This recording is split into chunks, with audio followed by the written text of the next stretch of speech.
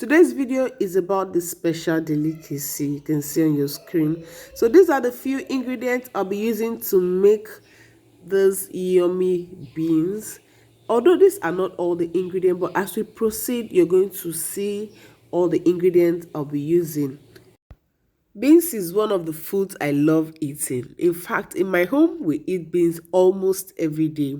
For those that complain about bloating and heartburn anytime you eat beans, you can leave a comment section below if you want me to share with you natural recipes for heartburn and bloating. Hi guys, you're welcome back to my channel. If this is your first time here, you're welcome.